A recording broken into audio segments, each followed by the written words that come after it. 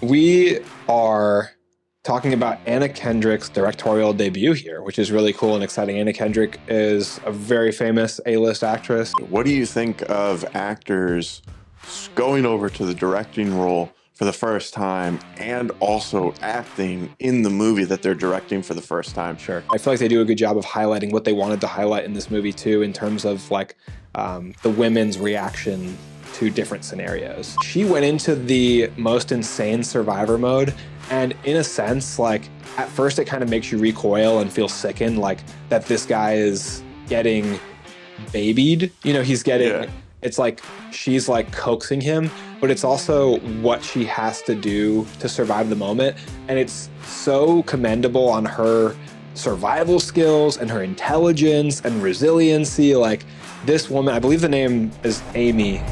Welcome to Backseat Directing, where we talk about movies, TV shows, comics, and more. We're your hosts, Andrew and Aaron. We put out new episodes every Monday and Thursday. And today we're doing a movie review on Women of the Hour. 3, 2, 1, action.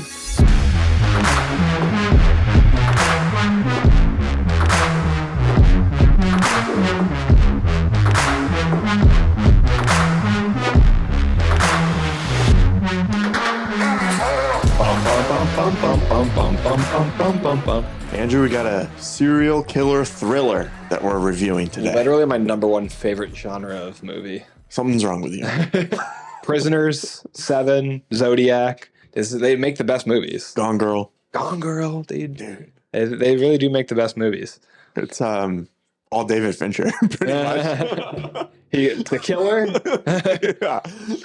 But we are talking about Anna Kendrick's directorial debut here, which is really cool and exciting. Anna Kendrick is a very famous A-list actress. You know, what's she been in? I don't think I've ever heard of her. If you haven't heard of Anna Kendrick, she's been in huge hit movies like the Pitch Perfect series, A Simple Favor with Blake Lively. She's been in a lot of movies. I think very notable for like her singing talents as well as acting. Mm-hmm. She, I think, is really good in this movie.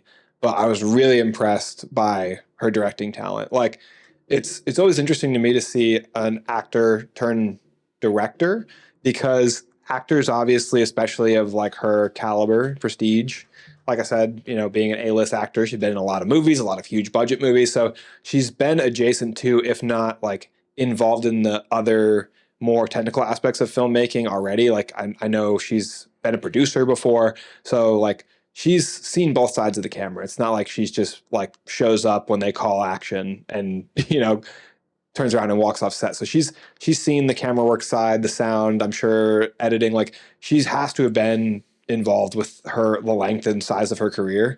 So it's cool to see them turn director and just see how much like they've picked up from their time adjacent to or watching all these other people work. And in producer roles, they, depending on how hands-on of the producer, they could get like their hands dirty with a lot of this stuff too. So it's cool to see like just how much these people have picked up. Like Zoe Kravitz had her directorial debut earlier this year, and I've told you how much I love that movie. Blink Twice is in my top 3 for the year right now. I think Blink Twice is one of my favorite directorial debut movies of any director I've ever seen. Is so well directed. I mean, so like well controlled. The foreshadowing is amazing. Like they really do a good job of highlighting elements in that story. And I feel like this movie, I'll talk about later when we get more into our ratings, but I feel like they do a good job of highlighting what they wanted to highlight in this movie too, in terms of like the women's reaction to different scenarios. And I feel like her storytelling from that perspective was really, really strong. The visuals were strong. And also the challenge, like Zoe Kravitz did not have this with Blink Twice, but the challenge in Woman of the Hour of starring in the movie that is also the first movie you're directing. That was going to be my first question to you. What do you think of actors going over to the directing role for the first time and also acting in the movie that they're directing for the first time? Sure. Does that make it harder? Could they have made a better product without starring in their first movie that they're directing? Or does that make it maybe easier for them in the sense because they're also in the role that they're most comfortable with, that they know the most about, so it gives them a better perspective for directing the movie? Like, where would you sit on that? We've directed short films, and acted in them as well. It's obviously a much different scale than what they're doing on a full Hollywood budget movie. But what do you think? Should actors become directors and then star in their own movie, or I where do you sit? I think it's a double-edged sword, and I was going to say the same thing you said, which is that we have a unique perspective on this from like our small scale kind of indie movie level, directing and starring in our own movies, co-directing and co-starring in any of the projects that we've done. And I think that the double-edged nature of it is that you have like this ultimate control over the movie in a sense by being the star, the main person on camera. You have full control over how that person emotes, how that person looks on camera. You know, you work closely with the cinematographer, the editor, to control how you look, but then you're also providing the performance controlling how you look. So you have a unique, complete control mastery over your first film, but also like it's so difficult and convoluted because the nature of directing yourself, if you have somebody else playing the star, you can sit behind the camera and your only focus once you've called action is to make sure all the elements are playing out the way that you as the director envision and want them to play out. Mm-hmm. You can see this tiny idiosyncratic motions on their face. You can see the inflections in their line. Whereas Anna Kendrick would have to go back and like watch the dailies. She's got to like get on the monitor and watch the film of herself and then judge her performance, maybe even get some opinions from other people she respects, you know, because it's hard to critique your own performance. I feel like that we feel challenged by that. We tend to direct each other, which is where we kind of differ because we're like a creative team. Mm-hmm. We have the co-director relationship and the co-star relationship. So I feel like it's really hard yourself because you have to be this like self-assured person as the director. You have to be like definitive, you have to be strong. You can't be wishy-washy with your actors like maybe play it this way, maybe play it this way. You have to know what you want to give them confidence. You have to have confidence yourself. So like you have to look at yourself. It's a lot harder to have that same confidence, I feel like. And it takes extra time too because the director, you know, Denis in the director's chair can be like, hey, Timothy Chalamet, like I want to do another take like this. Like she might have to go and look at like she, you know, she can hear herself, you know, she like she can still say I want to try it a different way, but if she has to go and look at the footage to really see how it played out amongst everything on camera. She can't like have an outer body experience and see things three-dimensionally, you know. The two things that I found really difficult about acting in a film and also directing it is the first one being that it's really hard to not only direct yourself, like you were talking about, but it's also hard to direct your crew when you're in front of the camera. And a lot of times you need to be standing where you're standing in order, or I mean, she might have doubles. She's working on a different budget than us. Right. But it's still like I noticed when editing both of our films that we have done that I pick up things that maybe I would have said on the day of like, hey, this is how I actually want it to be done for whether it was us, our performance, or the crew and their execution. It's like, oh, like I see that now that I wish I could have seen then. And if I was not in front of the camera at all, I think I would have noticed that part and would have been able to give that direction to whether it was the actor or our crew to capture what is our vision. One of the big things, like in that vein that you and I have talked about since filming the last short that has yet to come out, is the continuity of emotion, which for one thing, paying attention to continuity of emotion is a challenge on its own when you're directing. But like for her being the star, she's got to pay attention to the continuity of emotion for all the people in the scene. But then she's also got to remind herself to have that continuity of emotion. And she's still got to maintain that performance, like going in and out of roles. Like she's going into a new role as director and then go back into her acting role and find the same pace and emotion. Right. The second thing that I found really tough is being able to fully get into character. Because when you're performing, or when I was at least, I'm also like aware of everything else that's happening because I want everyone to do what we were talking about.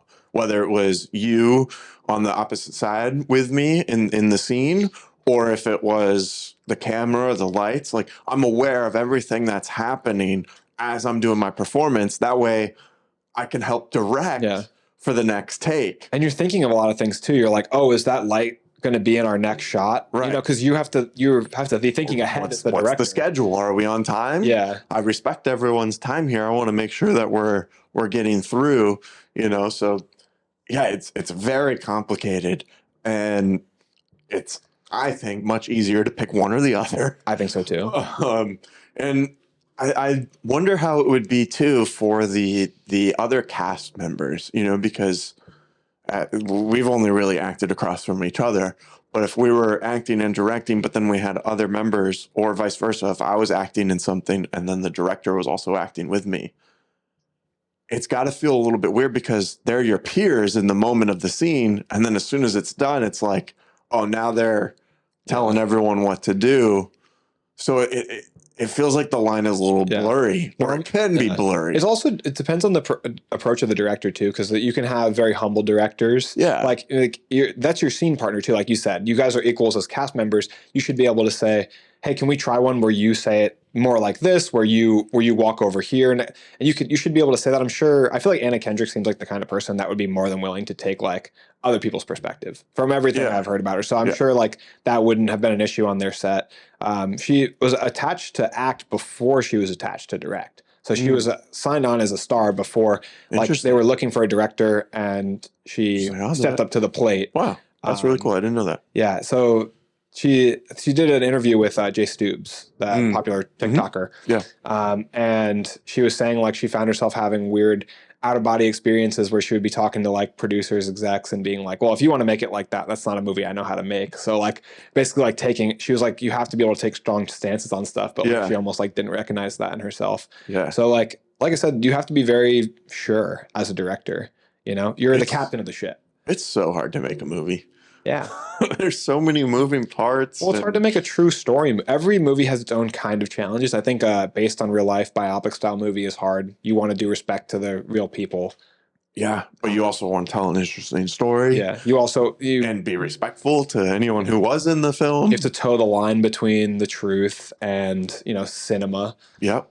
Yeah, it's a lot that goes into it. I think she executed it really well. I agree. I think it's so cool that she directed and starred in this movie. I think she made a good movie. I'm excited to talk like about the nitty gritty of the movie we have upcoming here. Ready to get into it then? Yeah. All right, before we continue, I want to say thank you for watching this video. If you haven't already, hit that subscribe button and notification bell. We post new episodes every Monday and Thursday, so you don't want to miss anything. Anything else? You ready to get into the review? Ready to get into it, yeah. Right. Make sure to follow us on all our social media platforms, TikTok, YouTube, Instagram, all that stuff. So on IMDb, it says that this movie actually came out last year, 2023. Yeah, Toronto Film Festival, I think, right? I think so, yeah. And it is 1 hour and 35 minutes long. We need more movies like this in this time domain. We have so many that are an hour longer than this. The difference between an hour 30 and 2 hours is like, I feel it's so much less digestible in 2 hours. There's plenty of fantastic movies that are 2 hours plus. It's just really decreases the barrier of entry. If your hour and a half is like just so much more concise. IMDb has this movie rated at a 6.7 out of 10. Rotten Tomatoes critic score is at a 90% with 121 reviews. And then the audience score is 69% with 250 plus reviews. The budget for this movie is kind of hard to find since it's a streaming movie. The information wasn't really out there. I found on a few different websites that the streaming network, which is Amazon in this case, bought the movie for $11 million. So that's all the rights to play the movie on their platform.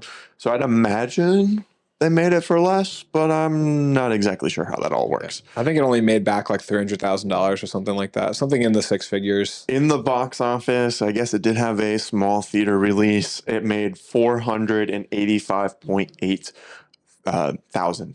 Which everything is just like icing on top of the cake for Netflix when they purchase a movie like that, because they never really intend to have a wide release at all. It's just going to go on Netflix. Exactly.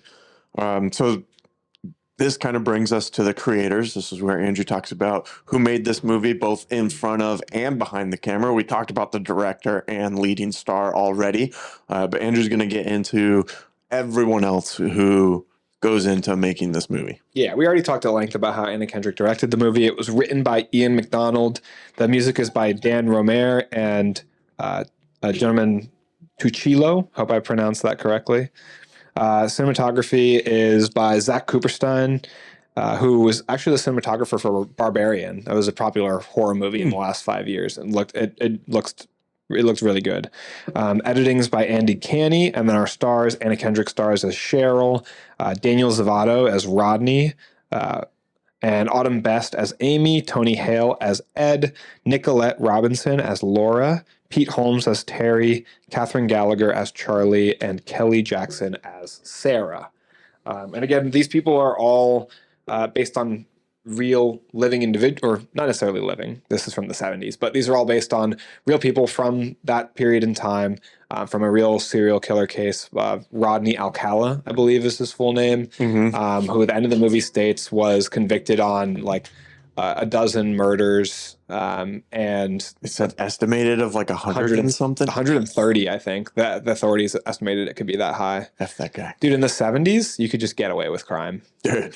They're just, Yeah, there's no cameras, so like you can just do whatever. if somebody didn't witness the crime, you were just like scot-free. Yeah. It's crazy. 130 victims is insane. Yeah, and even in this movie, someone recognized him and nothing happened. Yeah, and that's a true part of the story as well. So a lot of it, like the dating game aspect is obviously what made this movie. You know, it's what's the popular aspect of the story of Rodney Alcala is that he went on as contestant number 3 on the dating game. And interesting to me, I want to get into the story. Can we talk about? Yeah, absolutely. This is a segue. So we break down movies into 6 different categories and rate them to help take out the bias of our ratings in our movies, because there's a lot of aspects that go into filmmaking. So we want to make sure we pay respect to each step. And the first step that we talk about is story. We think this is the most essential part to a good movie. And this is out of 10 points. Andrew, what did you give the story? I gave the story a 7.5. Okay, I gave it a 7 out of 10. So we're pretty close there. What did you like? What did you not like? This is what Tell I me about wanted the to. story. Yeah, this is what I wanted to get into talking about. So the basic synopsis of the real world story is that a serial killer was sexually assaulting and murdering women in the 70s. He seems to be depicted as charming. That's what I'm trying to say. So he went on this dating show called The Dating Game, and he charmed Cheryl, who's the star of the movie, into picking him off the show.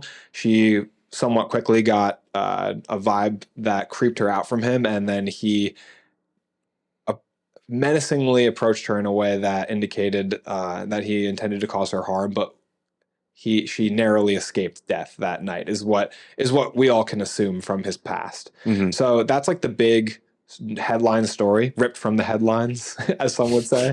That's like the big headline story that makes this, but also like the other interesting and horrifying as well story that is told in this movie is the woman who is a survivor from his attack as well, and was able to trick him by asking him not to tell anybody what had happened, kind of tricking him into thinking that she thought it was consensual. Yeah.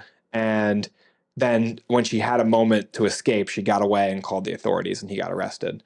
So smart, right? Yeah. Oh, dude, when I was watching that scene, so I'm watching it with Sierra, maybe there's one of our other friends was there too. Maybe. We have Corey and Chris Yeah. are staying with us. So I can't remember. But when she was like talking to him, I said to Sierra, this woman's brain is firing on all cylinders right now. She's operating at a Lucy, Scarlett Johansson, Lucy level of genius. Just be so angry that you wouldn't be able to like keep all that together? Like the anger, the stress and anxiety, the fear. Yeah, like waking up, you're tired. She went into the most insane survivor mode. And in a sense, like at first it kind of makes you recoil and feel sickened, like that this guy is getting babied. He's getting, it's like she's like coaxing him, but it's also what she has to do to survive the moment. And it's so commendable on her survival skills and her intelligence and resiliency. Like this woman, I believe the name is Amy. Autumn Best plays Amy, and she is a hero. Like in the amount of people that she might have saved by, getting this guy caught and really getting the authorities like narrowed down to who it was is incredible that she did what she did. And the ingenuity to come up with this response to the situation is so bonkers. Yeah. Like so impressive. I don't know if I could do that. She rolled over and said, "Hey, could you not tell anyone about this?" And then she's playing it cool. When she's sitting in the car at the crossroads, the four-way stop, and the other car pulls up, I'm thinking, "Oh, is she gonna shout out to this Scream, guy yeah. and hope?" And I was like, "No, like don't do it too early." But then like also the confidence and the awareness to like maintain your composure in that moment and not jump the gun and wait until you had a surefire escape route is again so impressive. So I feel like those two stories. She's just as manipulative as him. Yeah, she's better. She won. Yeah. But I feel like those two stories are. She just uses it for good. Yeah, I feel like those two stories are both like the most interesting part of the movie for sure. I feel like it's called Woman of the Hour, but the Amy part of the story I feel like is just as interesting, if not more, than the dating game part of the story. I agree. So I feel like the one knock I have for the story is the way that they doled out the story beats would kind of like take me out of it in a sense. Like, how do you mean doled out the like story beats? like they were basically playing it out with the Woman of the Hour storyline, but cutting back to previous murders from his past. It wasn't a linear story. Yeah. And it has positives and negatives in my eyes because I like the fact that they paid homage to the previous victims. And one thing that people have been saying about this movie, it's not my original thought, but saying that the movie takes the perspective of the villain, not the villain, takes the perspective of the victims and survivors instead of taking the perspective of the villain, which I really enjoy that they did that and gave the flowers and appreciation to like the people who really deserve it in this story and not like putting this monster on a pedestal. But also, I would have wanted to maybe spend more time with those two specific stories so that I could, because I kind of felt like I was going in and out of the story the way that we got these like episodic approaches. Like it was very short lived, the time spent with the other victims, which honestly, like it feels wrong to say about real life stories. But again, they are always, I want to say that they're always picking and choosing how much time to spend and who to spend it with. Because we saw 4 victims with some insinuation towards a 5th victim or a 5th person's experience surrounding the trauma of this killer. So that's 5 out of somewhere between 10 and 130 victims. So they are still picking and choosing regardless. Mm-hmm. So I feel like I would have maybe emotionally resonated with the characters a bit better if I had spent more time with those 2 specific stories. That's the only reason I gave it a 7.5, which I still feel like a 7.5 is a strong score because I still feel like it's a well-told story. Yeah, it's an interesting way to tell a story when you don't go in like a linear fashion. Sometimes it works really well, like all of Christopher Nolan's movies, and sometimes it may not land as hard as if you went a different route. I enjoyed it, but it did feel a little segmented at times. Well, also like the Amy story is the only one we cut back to multiple times, which was to me it sold the plot a little bit because I didn't know the real life story, but I knew that she was going to be the one that led to his capture because she's the only one they showed multiple times. Yeah, it felt like the game show was the main story, but then it almost felt like it got cut at the knees in a sense because this underlying story is what really carried the rest of the movie because that's what we ended on. Yeah, I totally agree. And that's the part of the story that leads to his capture. So it's kind of like the main story wasn't as relevant in the end. So it kind of left me feeling like, oh, like, what was that? Why did that happen that way? Why was it displayed that way? It also made me feel like Cheryl, Anna Kendrick's character, wasn't the main character. Right. It made me feel like Amy was the main character. Yes. That's how I felt too. Yeah. I did like Cheryl's character. I thought it was really cool the way she took over the game show and like took control of it and made it her own.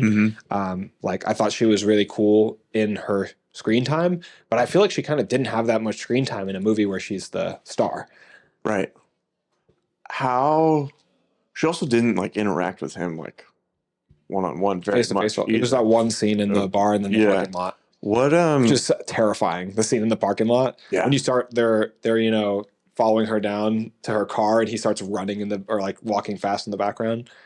Being a girl has to be terrifying. That's one thing that I think is cool about this story, giving the female perspective, is things that like men like ourselves might not always consider or might not be at the forefront of our mind. Just how frightening it can be to be a woman, Yeah. because we're so We walk through the parking lot and we're like Walter White. I am the danger.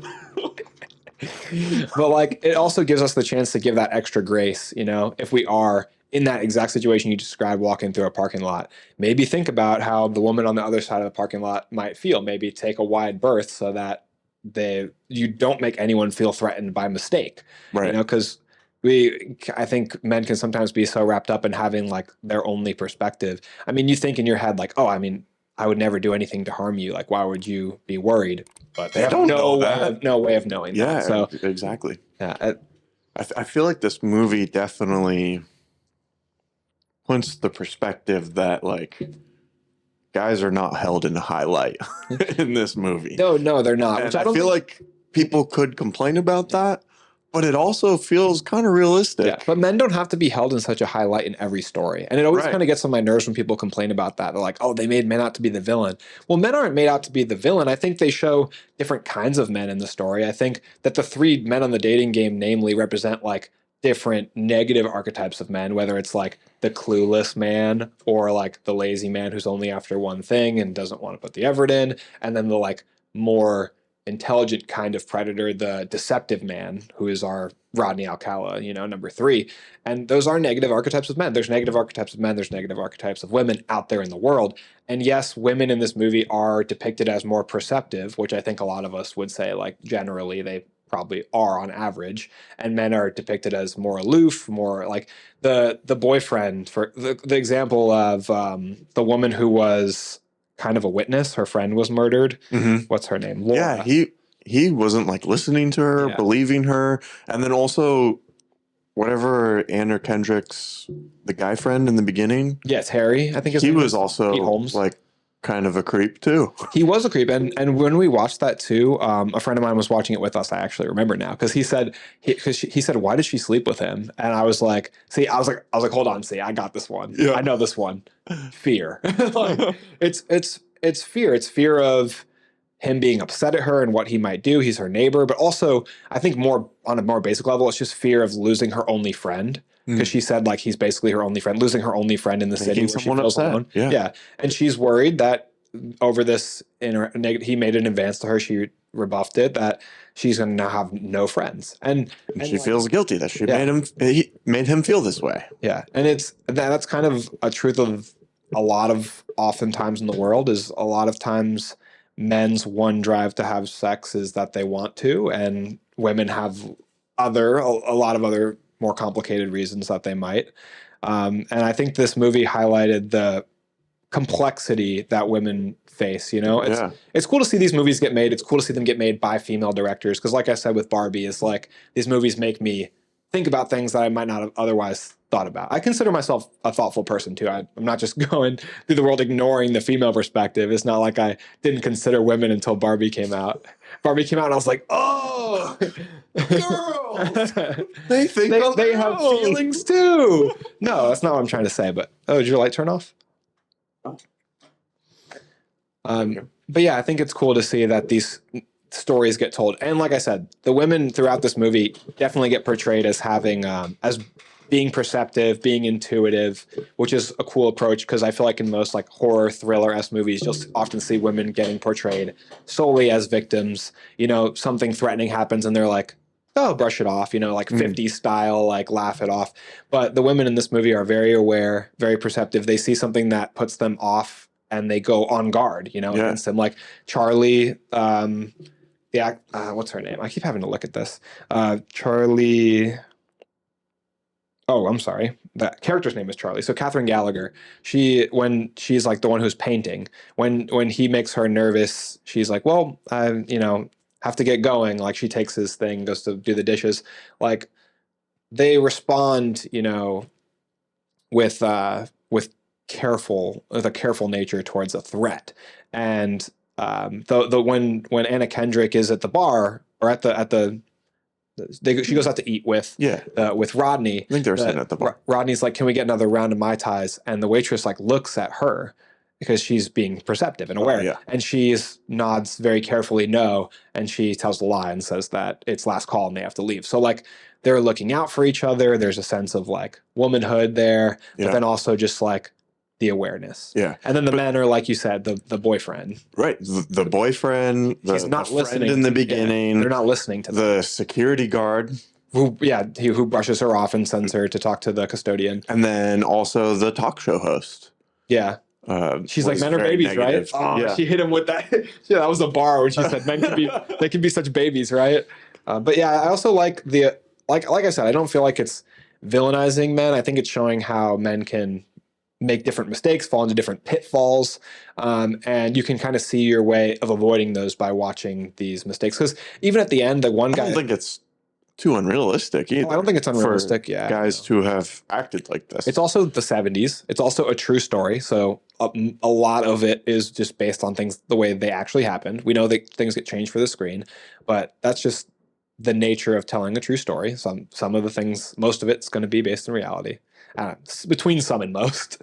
But also like the boyfriend at the end, he brings Laura flowers and apologizes and goes with her to the police precinct to report the crime. Like, and then the police officer doesn't believe him. yeah. But it shows how easily you can see like the error of your ways and go and like support somebody. You can go from being a denier, a skeptic, to believing them and supporting them. That's all it takes. You can make a mistake and try to correct it. Right. Ready to move to our next category? This is like our longest episode, the hour-long episode on Woman of the Hour. Yeah, the episode's gonna be longer than the movie. Acting is our next category, so this anything that has to do with the performance of the character. Oftentimes we include stunts in this and stuff, but that's not necessarily the case here. But with a thriller like this, acting is obviously very important to display the different emotions that are going on. This is also out of 10 points. What did you give it? I gave it an 8 out of 10. Okay, I'm at a 7.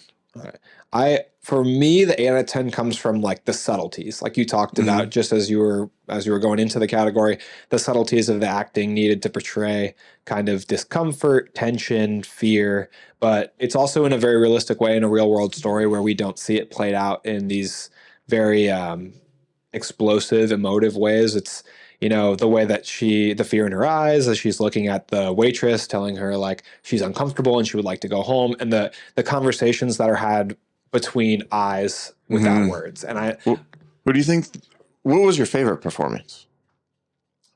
I feel like the standout performance is Autumn Best as Amy. I agree. Yeah, at the end, I feel like it's kind of not close. Yeah, I feel like she did a fantastic job. Like when she's like you were talking about, where she's sitting at that intersection and she's like holding back tears. You're reading a lot on her face. You're reading like, what do I do? Do I talk? Do I scream? Do I get out of the car here? Yeah. On TikTok, I saw this acting coach, I think he's also an actor, was talking about how to like display emotions when you're acting in a scene. And he was saying like, your goal isn't to like cry. Your goal is to be in the situation that the character is in. They're trying not to cry. So you have to try not to cry. That's Bryan Cranston, isn't it? He might have said something like that. Yeah. But isn't that like, that's so like deep. Yeah. Like you have to put yourself in that situation and try to stop yourself from doing something. But as an actor, you have to do something. Yeah. I always go back to the best example of this is Hugh Jackman in the scene in Prisoners when he finds out that they identify like a piece of his daughter's clothing when he's sitting with Loki, because that is like a stoic male archetype personality who is trying not to cry. And like the broken sound in his voice, that sound you get a tremble when you're trying to hold back tears. I feel like is just such a good command of his like vocal posture and his physical posture. Like he's the best example I can think of for that. But she's so good in the last third of this movie. She's phenomenal. Absolutely. From the moment, like especially from the moment that she wakes up and like Joshua Tree to her full tilt sprint away from that car. I mean, but I do feel like the actor who played Rodney Alcala did a good job. Yeah. Like if he was charming in moments, but then you could see that mask slip. I feel like he did a good job with the tears. I think his performance was really strong. The smugness, and he also seemed to kind of have this. You could sense that he kind of hated himself. Mm. It wasn't really the movie wasn't sympathetic to him in any way, but it showed Kind of like like a he's tormented person. kind of putting on a display of confidence, Yeah, but to it's hide a lack fear of confidence. yeah. All right, ready to go on to the next category? Ready? All right, next category is cinematography. This is my favorite category to talk about. This is everything that is kind of involved with the visual aspect of the film, and that is camera movement, composition, lens choice. We also include any like CGI or special effects into this category, the color grading, and the editing. So that's a lot that goes into this category, but there's a lot that goes into making a movie. So this is also out of 10 points. What did you give it? I gave it an 8.5. An 8.5. I gave it a 7.5 out of 10. So you're 7.5 so far? Yeah. All right. Yep. I thought from the opening shots of, through the camera lens with that cool box frame. Yeah, that was cool. And then the shots of the camera itself, close after that, there's insert shots on the front of the camera. Mm-hmm. Very rustic feeling. It felt like a little bit grainy. I thought it was super aesthetic. And then a lot of cool lighting throughout. Like I noticed a lot of really cool practicals, which I feel like is a cool way to light the 70s because there was, their lighting wasn't as fluorescent, as it is nowadays. Mm-hmm. It had cooler tones to it. So like they actually played with that. When you're looking at the scene where Laura's sitting in the couch waiting and the custodian's like cleaning up, there's cool practicals in the scene. There's like a lamp on one side, there's a light by the door. So I feel like I really... Whenever you can have practicals, it's better. Yeah. Because it gives you motivation for the light that you're actually using to light up your scene, your subjects. I feel like they did a cool job playing with different colored lighting throughout the movie and a lot of practical work. And just visually, I felt like, they also had a cool theme of a shot that I really liked, which was they like to do the shot where they're dollying backwards, like down like away from a framed subject. So like they dolly backwards down the hallway that enters into like the studio of the theater away from Anna Kendrick. They dollied backwards out of the window when Laura's like sitting in the car crying, realizing that Rodney's contestant number 3. They did one sequence in the movie where they did like 3 of those shots, like back to back to back. So I always think it's cool to have like a theme. Yeah. I have a question. It's kind of going back to the story, but Rodney gives contestant number 2 a picture of a girl like tied up and is like, haha, it's a joke. If someone did that, would you be like, oh, that's just a joke? I feel like I would look into that a little more. I feel like this is like why people got away with, like, serial killers were like a big phenomenon in the US in the 70s. And I feel like it was because like the US in the 70s, people were more like, is different than things are today. You didn't, you turned a blind eye. Yeah, more unassuming. I feel like now everyone's like on the lookout. 70s is like a different time. You let your kids, ride their bike down to the mall. You could not do that today. Mm-hmm. You see somebody do something weird like that, and you think like that's a weirdo. You didn't assume it's a serial killer. Yeah. Now everyone's worried there's a serial killer around every corner. Yeah. So sorry to switch subjects there. Because it was a picture, it made me remind me of it. Yeah, it did look really good, this movie. I could probably be convinced to go up a little bit, but I'm going to stay where I'm at. I definitely thought it looked good throughout. And the set highlighted it too. The 70s have a lot of color. Like I was looking at the laundromat when Amy's sitting in there and just thinking, man, stuff just used to look cooler. Because it was like all different, like antique style, like in retro. Stranger Things. I love the way that series looks, and they just have so much more color than what we have now, and everything's so bland and modern and sleek and quote unquote futuristic, and it's sad and depressing. Ready to go on to sound design, or are you looking up something there? I'm ready. I'm just looking at stills from the movie. Okay. Sound design is uh, often said to be 50% of the viewing experience. If your dialogue levels are recorded well and they're very echoey or something, it could take away from the viewing experience of the movie. You notice bad audio right away. So that's included in this, but also we have the score, the soundtrack, and all of the Foley work, which is just your sound effects that go into the movie. Because oftentimes, probably 80 to 90%, any sound effects you hear of like footsteps or keys ringing or anything like that is recorded after the fact from the day of filming. Maybe they record the sounds after the take on set, but they're put in editing to line up with the actual sound. So a lot goes into sound design. Andrew, this is out of 10 points. What did you give it? Give it a 7 out of 10. Me too. 7 out of 10. I think the music and soundtrack and stuff was very typical thriller music. You know, it had the cool sounds and tension, and I think it delivered the feeling of being uneasy very well. And all of the Foley work I thought was good too. I don't think anything necessarily like stuck out of like, oh, like, you know, that was amazing. But I think it all told the story very well. Yeah, I think it definitely wasn't distracting at all to the story, which is always like the big important thing with sound. It wasn't. I don't feel like I'll be like looking up the sound, the score to like play on Spotify, but still enjoyable and accented the story and matched the story well, like you said, and matched Absolutely. the genre. Yeah, it's hard because in filmmaking, we said in the beginning of this that story is the most important part. Everything else needs to serve the story. Otherwise, it didn't do a good job. If you notice all of these other aspects of filmmaking, you're distracting from the story.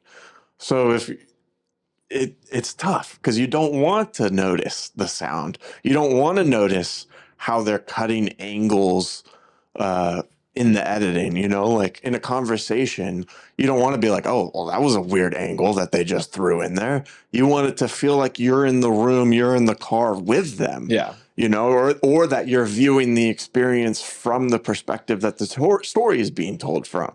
So it's a hard balance of. I feel like it's underappreciated when it comes especially to music, because when we're talking, like sitting around talking, any conversation that we have, there's not background music. So like, Wait, you don't hear that? no, you have tinnitus. But I feel like that is underappreciated, how good of a job they have to do to make you just watching it, listening to it, and the music kind of fades to the background because it fits so comfortably into the. Yeah. And it's weird too, like when I'm editing something, like a film, and you're trying to find music to match because we don't make our own music. Sometimes when you're putting songs in, you're like, this doesn't feel right. Or like maybe you're taking a piece from one song and then adding a piece to another to try to get the tone that you're looking for. But it all adds to the feeling and the vibe that you're going for. And none of that was there necessarily. Like music changes your experience of what you're watching so much. And you're right. I don't think people fully understand the impacts of what you're hearing and how that affects how you're interpreting the story. Yeah, absolutely. Ready for our next category? Born ready. Set and character design. You have been waiting for this for 25, 26 years. You were born for this, born ready. So we have set and character design. This is more of like the design of everything and why they chose to be in these locations, why the director chose to have them dressed this certain way, how well did everything match the time period that the movie's supposed to be in.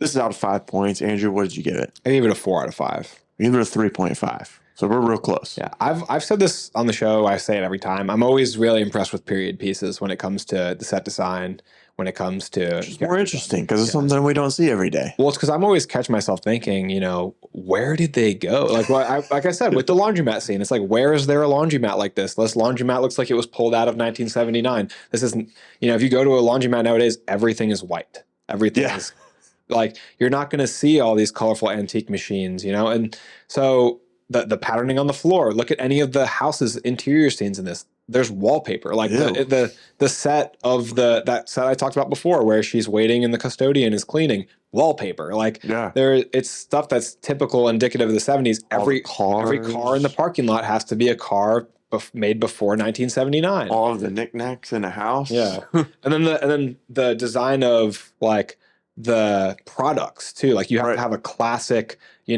Miller beer Yeah. if it's going to be in there. You have the Yeah. classic Pepsi if you're going to drink a soda. The game show set looked amazing as well. Yeah, that's I think the best set of the movie. And then choosing to shoot in, well, I guess not choosing to shoot because it's the location of the crime, but the shots that they got of Joshua Tree National Park, Mm. stunning, beautiful. It's a beautiful place. And I feel like the attention to detail always has to be really high with these. So I appreciate that from the directing perspective, from the filmmaking perspective.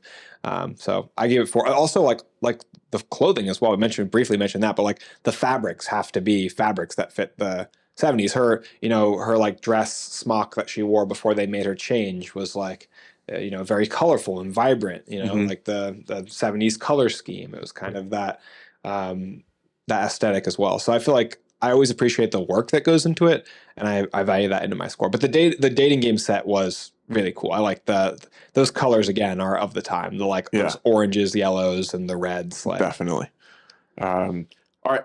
Our last category is rewatchability. This is out of 5 points. The way we frame this question is if you were doing nothing and someone asked you to watch this movie 5 times, how many times would you choose to watch this movie? Andrew, what'd you give it? to double check.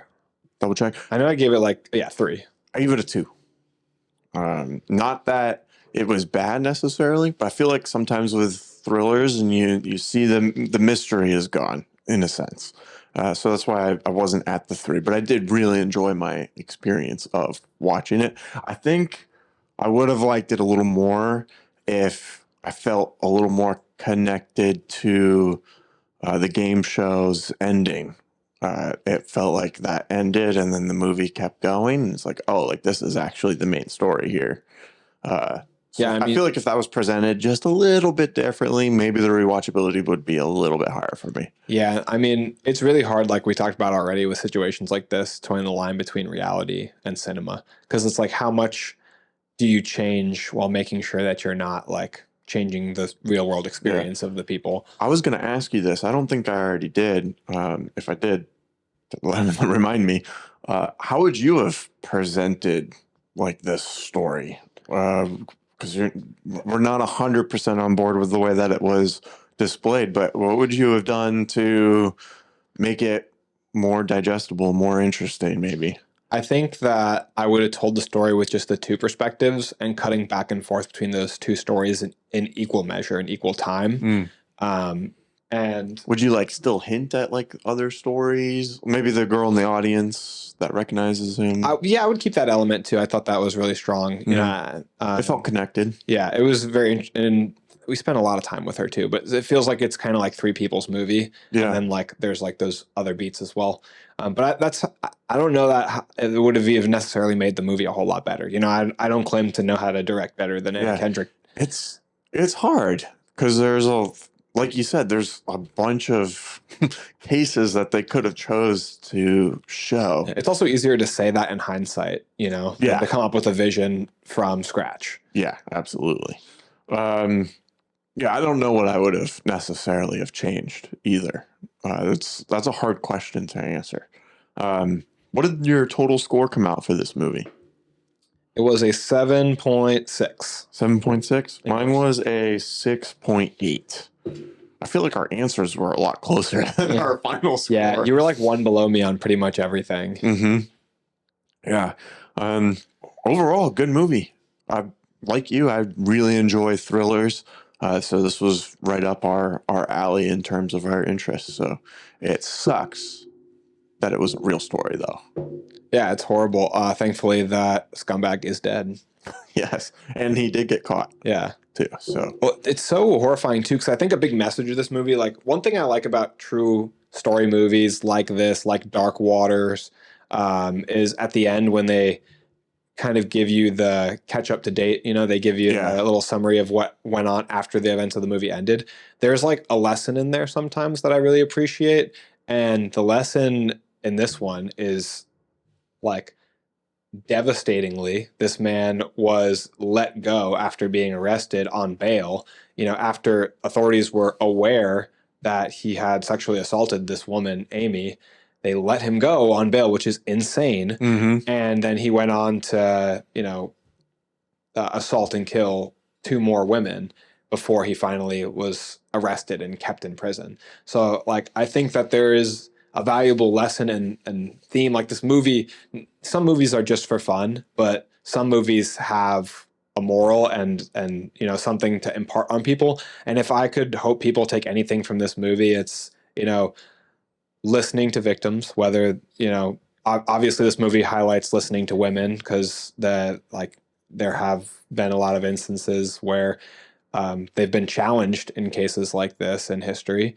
But listening to victims, whether they're men or women, and being very careful about how we approach these things, and not, you know, and preventing future victimization. So, like, if this guy hadn't been re-released, then those 2 people would be alive today. So I think that there's a big lesson to be learned there. Thankful. Also, like, disgusting that this guy got to live to be like 77 years old or something like that. He just gets to go on after doing all these horrible things. It's also crazy that they estimated that he did this to like 130 people. Yeah, that's crazy. How does that happen? Yeah, like you said, you can just kind of get away with anything back then, back in the times. But yeah, I definitely think people in those situations should not be let out on bail when they're clearly dangerous. That was, to me, that was a mistake. And hopefully seemed pretty clear. Yeah, hopefully telling stories like this and raising awareness for cases like this can help our justice system maybe do better in the future. Yeah. What did you guys think of this movie, Woman of the Hour, Anna Kendrick's first directing showing? She also was starring in the movie. What did you think of all the other performances and our review? Did you agree or disagree with us? Let us know down in the comments below. We post new full episodes every Monday and Thursday, so make sure you hit that subscribe button and notification bell so you don't miss any of our episodes. Andrew, where else are we? We're on YouTube, TikTok, Instagram, Facebook, X. We're all over the place. Make sure to check us out on our social media platforms so that you can follow and see our daily content on there. You can also find us on anywhere you listen to podcasts, including Spotify, Apple Podcasts, and Google Podcasts. Make sure to go on there and give us a 5-star rating. You also should make sure to join our Discord, because you want to stay up to date on all the latest conversations, the who's, the what's, the where's, the whens of the Backseat Directing podcast. We've got me and Aaron in there. We've got continuous guests of the show, some longtime fans of the show, some newer fans. It's growing more and more. So get in there and engage in our polls and engage in conversations if you can afford it. The rates, Aaron's in charge of the rates. He'll tell you how much it costs. We only take the elite in society into our group. So we had to have a barrier of entry, you know, to funnel out all of the people that we didn't want. So that's why we made it totally free.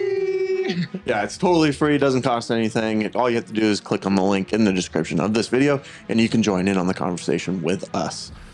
Make sure to share us with friends and family, because it's the best way to help the show grow organically, and we're trying to build this little audience. But if you do none of that, if you do none of those things we just mentioned, still know that we appreciate you just for watching this video, especially for watching it to the very end. So thank you guys so much again for watching, and that's a wrap.